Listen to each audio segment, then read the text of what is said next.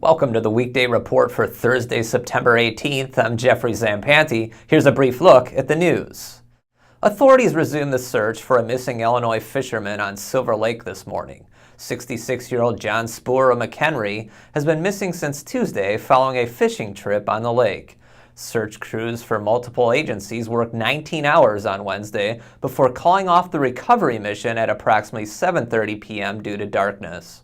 The operation resumed this morning with an initial shoreline check and deep water sonar search. Cadaver dogs have also been brought in for assistance. David Wilk was officially sworn in by his father, Judge Michael Wilk, administering the oath of office during a short ceremony Wednesday at the Kenosha County Courthouse. David Wilk was appointed by Governor Scott Walker to replace Judge Wilbur Warren in Branch 5. Warren is retiring following an 18-year career on the bench. Michael Wilk, who was sworn in 20 years ago, took out the same pen he used to sign off on many things, including the marriage certificates of his sons, daughters, and sisters' weddings, and presented David with a new engraved pen of his own. The race for Wisconsin governor remains a dead heat, according to a new Marquette Law School poll released on Wednesday. The poll found Governor Scott Walker and Democrat challenger Mary Burke tied with 46% of support each among registered voters. The margin of error was 3.5 percentage points. The statewide poll also found rising support for the proposed Kenosha casino. 50% of voters said the governor should approve the proposal, up from 49% in August. Life at Kenosha Fire Station No. 5 will soon return to normal. The City Council this week approved a $99,000 contract to repair the station's concrete floor, which was damaged by a leaky drain. For the last several months, fire department vehicles could not park on that side of the station, forcing firefighters to change how vehicles exit the station. Gateway Technical College President Bryan Albrecht pushed for financial aid at the Senate Career and Technical Caucus on Tuesday in Washington, D.C. Albrecht stood up for technical education programs, addressing the skills gap problem that has some companies struggling to find appropriate trained workers to fulfill their needs. The caucus was established to provide testimony from industry professionals and educators on needs and solutions. Shoreland played state-ranked Prairie to a dead heat in soccer on Wednesday. Jeremy Reeves has the story.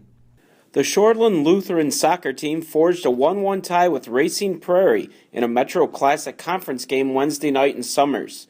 Prairie is the state's top-ranked team in Division IV, and Shoreland coach Dan Homs said he couldn't think of a bigger game in the past 4 years in which his team had such a, quote, sweet result.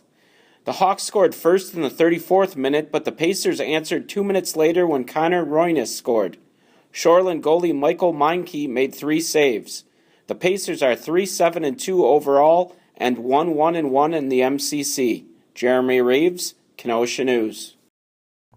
What's trending today? In this week's Sunday Choice feature, journalist Joe Ward takes a look at how the city goes through the process of determining what streets are in greatest need of repair.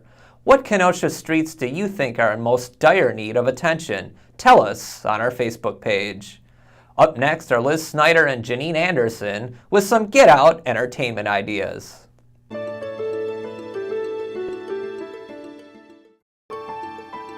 Hi, I'm Janine Anderson. And I'm Liz Snyder with your entertainment news. And this week, it's all about funny business. The 4th annual Kenosha Festival of Cartooning starts next week, and this year's event includes programs at UW Parkside and the Kenosha Public Museum. Those events range from cartooning classes for kids to panel discussions for adults, and you'll even have the chance to buy some original cartoon art. Look for details in Friday's Get Out Entertainment section. Funny business is also going on in Racine at the 6th Street Theater, where Over Our Head Players open their new season of shows with Theater Schmieder. That is a night of original sketch comedy and live music. And be sure to get your tickets right now. This show always sells out. New movies opening this weekend include the sci-fi thriller The Maze Runner and the family dramedy This Is Where I Leave You. Look for all the details and much, much more on these stories in Friday's Get Out Entertainment section. I'm Liz Snyder. And I'm Janine Anderson. Get out and have some fun. Thanks, Liz and Janine. Now here's a look at what we're working on today. The proposed redevelopment of the old KYF building into an apartment complex goes before the City Plan Commission this evening. Joe Ward will be there.